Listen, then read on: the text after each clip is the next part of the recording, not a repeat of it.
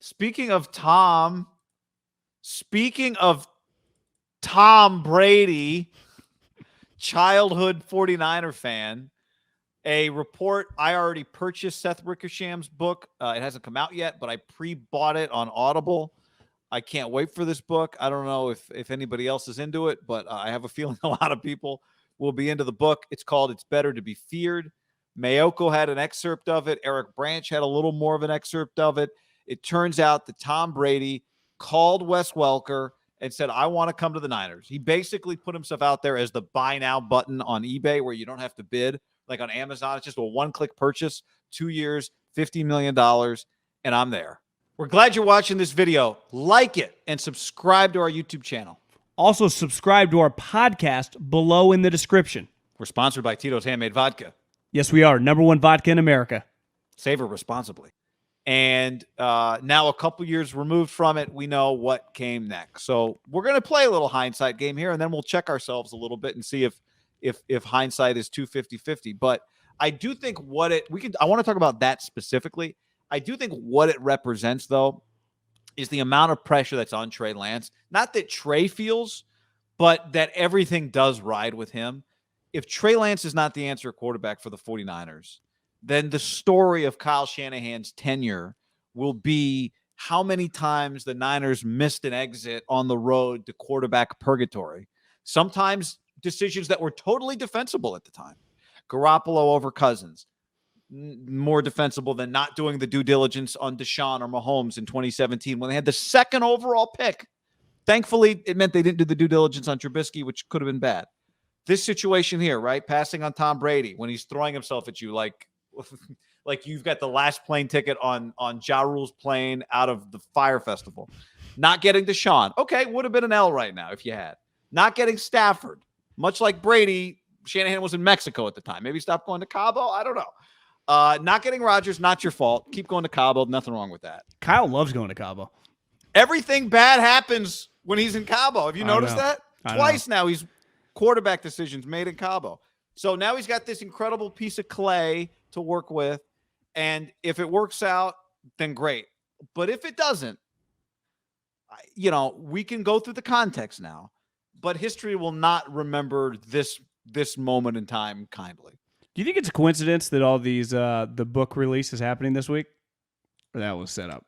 Is it this week? I thought it was like in 2 weeks. Yeah, but he's been doing the ESPN, like they've been leaking Yeah, stuff. not a coincidence. No.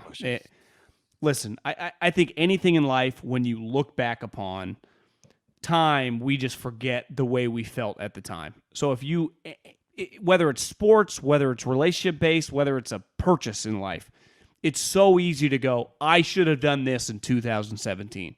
Well, it's easy to say where you're sitting almost in 2022. It's human nature. We all do it all the time. We all get these feelings about different things. I think it's not, this isn't like this situation happens in sports a lot because you had so many what ifs. It happens a lot with the draft. But this situation was pretty unique. I mean, he was going to leave the Patriots. He had not played well that year. And listen, it seems way more normal now that, oh yeah, he's 44, he'll probably just win another Super Bowl and he'll have multiple Super Bowls with the Tampa Bay Bucks. That was not what people were saying at the time. He's 15 years older than Jimmy. Yeah, but at one point in time they were together and he was going to get replaced by Jimmy Garoppolo. I'm to your point. In theory, Garoppolo has like 3 or 4 more contracts before he's Tom's age, right? If he was what they thought they would. Yeah.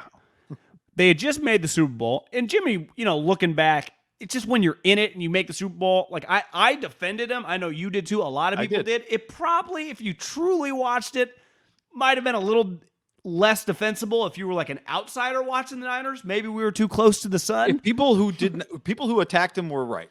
Yeah. And ultimately, they made a decision that wasn't that crazy. You and I defended it. Most people I know, I'm on text change with season ticket holders, are like, yeah, I would have done the same thing. Now, looking back, it does feel fucking nuts. Absolutely insane. Wait, you could have traded Jimmy Garoppolo because his stock was at an all-time high. Maybe not a 1, but even then, maybe you get like a 2 and a 3, and you get Tom Brady for cheap. It cost $50 million. But it's easy to play that game now, and it's really not fair. I will be critical of Kyle on to not watch Deshaun and Mahomes. To me, is crazy. To the quarterback situation, the way they traded up, that is a TBD. See how that thing plays out. But the Tom Brady situation is going to be. It's going viral. It did today, right? That comment. Everyone on my timeline making fun of him. Because you read it, you're like, whoa. He was like, hey, Wes, I won't take another fucking visit. I'll sign tomorrow, basically. I mean, how about Wes, like getting one of the greatest calls in the history of the NFL transaction market? It can't be disputed that it reads nuts. When you read it, it reads crazy. Yeah, and again, what I'm saying is your context that you just gave is 100% accurate. He did not look good the year prior. As Jermaine on YouTube says, did y'all forget how bad the Niners O-line looked? Brady would have gotten killed behind them. Maybe he would have.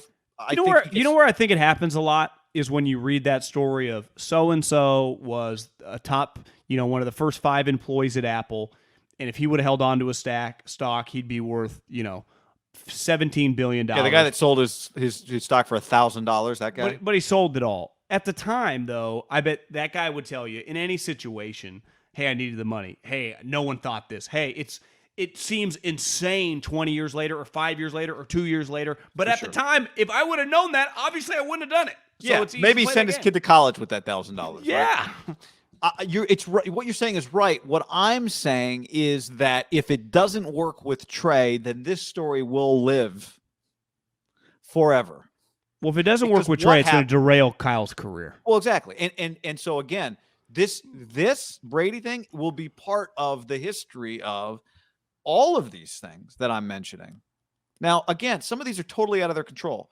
The Rams don't want to trade him, Stafford. That's out of their control. The Rams did a relationship, or the Lions did a relationship deal. Out of their control. Rodgers wasn't getting traded. Out of their control. But one thing that's crazy, though, is they've had Sean McVay wanted to make one move, and he got it done. He hasn't, missed on all these. There's no, Sean tried to get this guy, tried to get this guy. No, he just wanted to get rid of Jared Goff, and he got fucking Matt Stafford. But just like Kyle, he had a relationship trade at quarterback. For sure. Jimmy was a relationship. The way Jimmy got gifted to them, Stafford got gifted to the Rams. Get in our DraftKings game. The link is below. Sign up at DraftKings with the code HAM. Also, if you want to gamble, use mybookie.ag, promo code HAM1. Just happened you got gifted. You wanted. It's like one of those things you open a present. You're like, oh, I like my present, and then the person next to you opens a better present. You're like, oh, how come they got that? Yeah, I wanted that. They didn't both get the same color hoodie for Christmas. No. So now here, the one people that say have you seen the Niners offensive line? You do understand Tom gets rid of the ball in rapid speed. Absolutely. And what I question is he went to an older coach who at first they were kind of not butting heads, but philosophically last year they weren't on the same page. And then eventually he kind of just capitulated to Tom's demands and implemented the Brady offense. And they, since then, have kicked ass and taken names. Did you see what he said this week?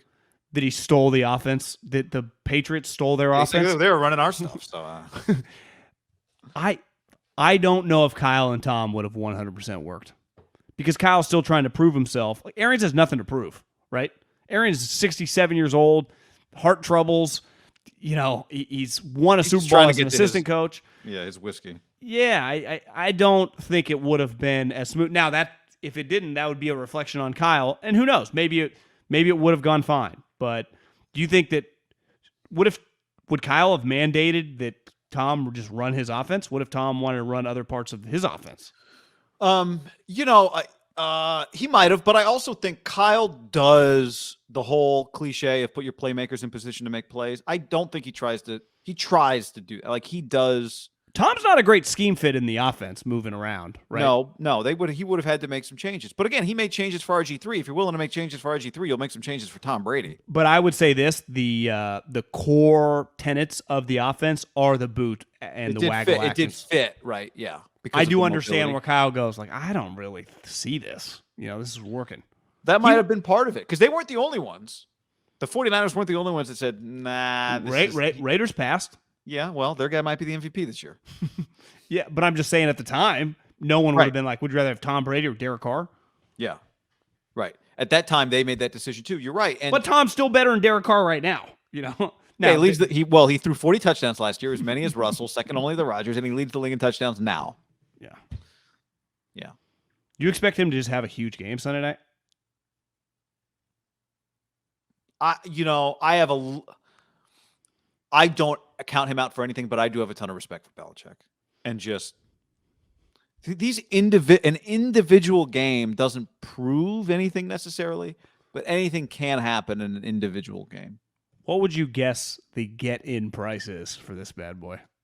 It's Have hard. you seen any numbers? I don't know what their tickets normally cost, but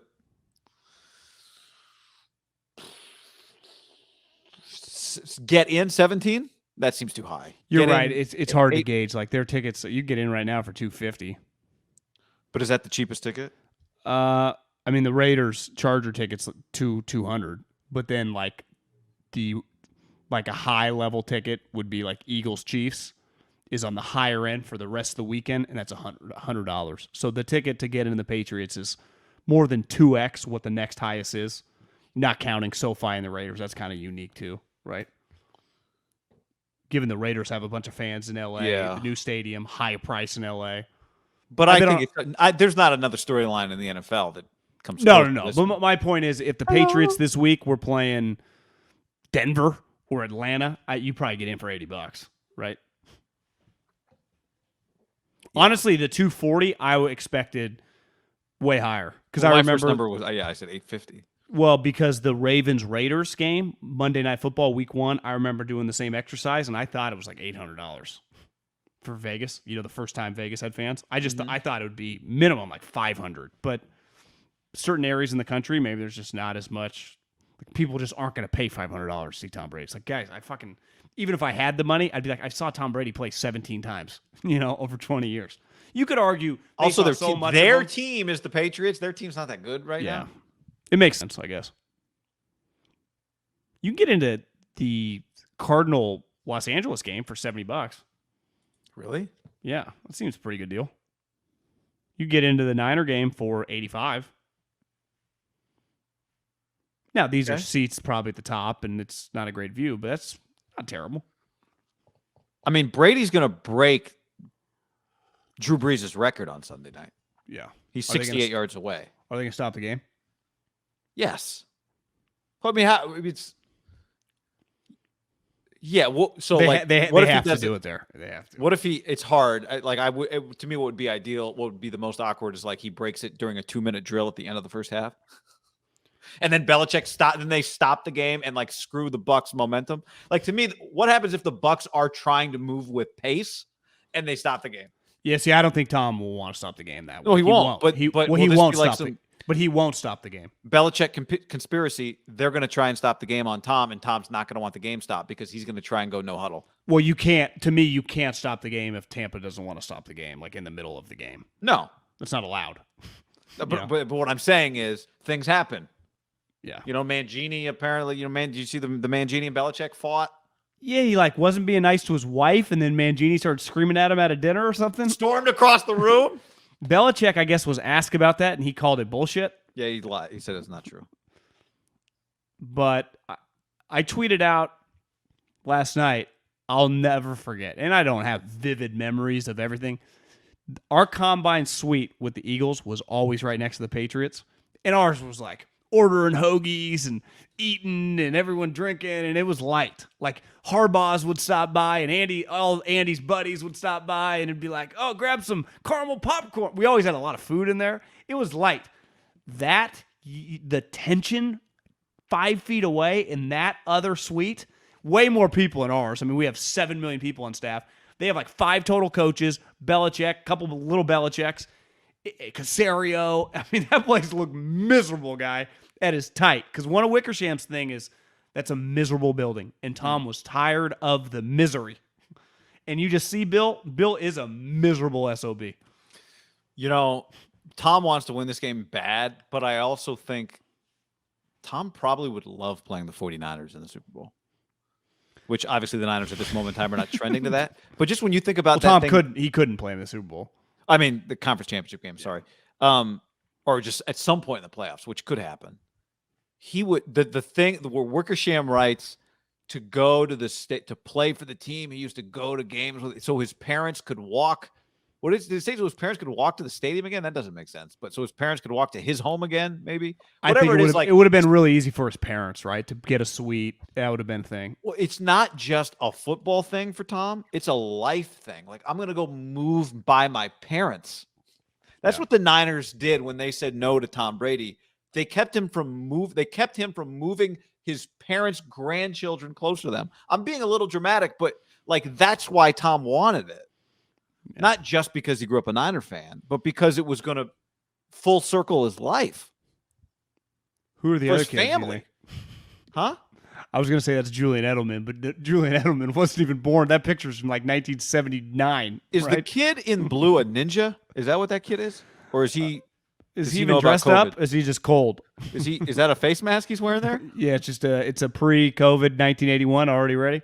You can't really tell. For those of you listening, we've got a photo of young Tom Brady in a Joe Montana. But let me get rid of this thing. Tom is, I don't know who is in the skeleton outfit, but they're holding hands. Which you did as a kid. You know, you hold anybody's hand. Yeah. Could be a sister. Could be a sister. Could be a sister. Yeah, maybe they're about to cross the street. Little kids like to hold hands. They're in a parking lot. The helmet looks like it's a real helmet. They're at Candlestick there because you can see the parking lot. You know. Is that what it is? Yeah. Okay. Yeah. They were going. The Niners tweeted this photo out back like 2015. That's where this photo came from. I was like, damn, they just did that. It's kind of bold. No. Tom will always be. We appreciate our fans, including Tom Brady. It would have. I mean, chances that it worked. They would have been in the playoffs last year with Tom Brady. I mean, just that simple. They would have been a playoff team. I mean, it just would have been a playoff team. Eric Branch pulled this quote from the book, John. The Niners coaching staff had quiet doubts about Garoppolo even before the Super Bowl, feeling that it took an inordinate amount of energy to get his head ready for the game, and that he perhaps lacked Brady's extreme drive for excellence, Wickersham wrote. Wait, say that? You lost me. All right, excerpt from the book, from Seth Wickersham's book. The 49ers coaching staff had quiet doubts about Garoppolo even before the Super Bowl, feeling that it took an inordinate amount of energy to get his head ready for game day, and that perhaps he lacked Brady's extreme drive for excellence. Some of the building felt that Shanahan was too hard on Garoppolo, causing him to play tentatively. The coaches liked Garoppolo personally, so did his teammates, enough to elect him captain, but Shanahan was open to the idea of an upgrade. Yeah. That's not the greatest, commitment to a guy. Questioning if he could get ready for game day. That's pretty mentally nuts. Like, yeah. How about now? Here's what I would say. The thing that jumps out to me there is that he perhaps lacked Brady's extreme drive for excellence. Yeah, most guys lack Brady's extreme drive for excellence. Yeah, I mean, Brady's on the short list of like Michael Jordan, Tiger Woods, and like Elon Musk and Jeff Bezos. Like, what are we talking about here? Now, I do like, does he struggle to get in the right frame of mind to play on Sunday? Or did he a couple years ago and they didn't like that? Like, that's not just a throwaway comment. No, but part of a coach's job, right, is to understand, John, I motivate John this way. I motivate Guy this way. They're different. One thing coaches used to tell me on the Raiders staff was Derek early on, I think he's gotten a lot better at this, would get so hyped. Do you remember like 15 and 16, the first couple series in a Derek Carr game, he would overthrow guys, and they always thought that he was so amped up. And as a quarterback, you actually got to be like, that's, to me, that one of Tom's greatest strengths is he can do that run out the tunnel, the let's fucking go, button heads. But then when the game, he's like Zen again. You know, so he can get up, but then he can get laser focused, which it's pretty incredible. Most guys, like, you have to kind of keep it's one thing to be a pass rusher. It's another thing to be a quarterback and not get too amped up, because ultimately, like a 5-yard route, I have to put touch on it. I can't be like, ugh. You know who just said that? Did you see the thing? Was it during the FedEx Cup that Patrick Cantlay was talking about Tiger Woods?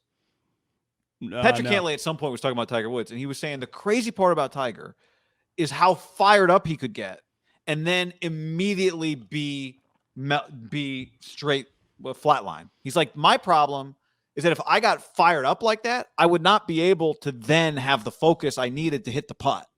But Tiger could like, and then be locked in. He's like, that's the crazy part to him. And this is what you're talking about. I was listening to one of the golf guys wrote a long article on Rory. and he was talking. I think his name's Kyle Porter. He works for CBS, and Rory was telling him a couple years ago. He's like, the craziest part about Tiger. He's like, when I was young, I was playing with him, and he'd already won 15 majors or whatever. And he's like, every single round he played the same. He would never, if the pin didn't call for going at it, Tiger would lay up. He would play really conservative, and I would think, what the fuck? Why aren't you just balls to the wall? Who even cares? But he's just wired, like, even after a sweet eagle, the next hole, if it called for laying up, Tiger would lay up. He was just methodical because that's how he knew how to dominate.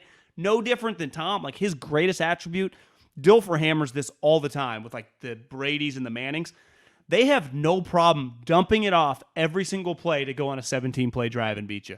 And that's the thing that people are doing right now to the Chiefs. They're putting that, 2 shell where they're like, hey, man, we're not going to let you go deep, and we don't think that you will just throw the check down all game long. Because you'll get bored. And it's hard for him. Where Tom and Peyton will just like dump off, dump off, dump off, dump off, dump off, dump off. Most quarterbacks, Josh Allen, Patrick, go, shit, I can make this throw, goddammit. Whoof! And then it's like a tip ball pick. You get bored. You expect your Cliffs and your Seans and your Kyles and your Arians, right? It's really and your Andys, right? You get bored. Yeah, you get bored. And quarterbacks get bored. So I think what makes the Brady and the Manning the best of the best, and even Rodgers falls into this category too. I think he's turned into this as a player. I guess he's really been accurate and doesn't turn the ball over that much. He goes, I'm going to make you guys change. Eventually, you're going to give in and be like, fuck it, just bring some of these safeties up, and then I'll hit you, right? You think I'm going to crack? No, you're going to crack, right? Right. And maybe Pat and and Andy just like, yeah, whatever, keep playing that show. We'll eventually beat you deep. Well, it's a very boxing attitude, right? Yeah. It's like, can you, if you're fighting a patient boxer, stay patient the whole time? That's hard. Well, think about most people in football, in the sport of football. Alpha male is aggressive, right? Even if you're a defensive coach and they're known as being conservative on offense, but most defensive coach, like Mike Zimmer, old school defense, he's known for blitzing. Like double A gap blitz is like his go-to thing, right? Blitzing. Go take what's mine. So in his mind, he's a knockout guy. Yep. But they just there's this the chess match of coaching. That's what makes Kyle fascinating, right? Because he's the run game guy, but really he's setting up for a big play that he can scheme open to get an easy touchdown. So it's really what makes football the best. The coaching aspect of it, and the quarterback is an extension of the coach on the field. Someone's going to give in. If some teams are so much better than another team on a given week, I can just overpower you and it doesn't matter. But when we're both really good, it's a true chess match, right? When Brady when the Colts and the Patriots play, it's like, well, something's going to give. Well, you know how everyone on the sidelines always doing this? I was talking to Bill Musgrave the other day. Yeah. I was asking him to explain some football, and he said it's as simple as this. Football is a chess match between the safeties and the quarterback. That's where it starts. The safeties and the quarterback. Can your quarterback figure out what the safeties are doing? Can your safeties disguise safety? Because I don't quite understand well. Because the safeties give away the coverage. Safeties give away the coverage. I heard Brandon Staley today talking about how they try to their whole defensive philosophy is we try to make it all look like zone. Again, I heard a clip of it, and Brandon Staley, I might be misrepresenting some of it, but basically what he was saying is we want it to look like something that it's not, so we make it look like zone, and then you don't really know what people's responsibilities are necessarily. But he was talking about his safeties. Anyway. Because the corners are always lining up over the wide receivers, right? It's not like the corner's ever with his hand in the dirt or by the linebacker. Oh, right. The corner's always in the same spot. Yeah. The safeties. Now, you can get a corner to show if you bring a guy in motion, right? That's why a lot of teams bring the motion. So if you follow, I know if you pass it on, you go zone. But even Brandon Staley said, my wife at home can tell you if they're in man if they send somebody in motion. Yeah. Oh, he said that? Yeah.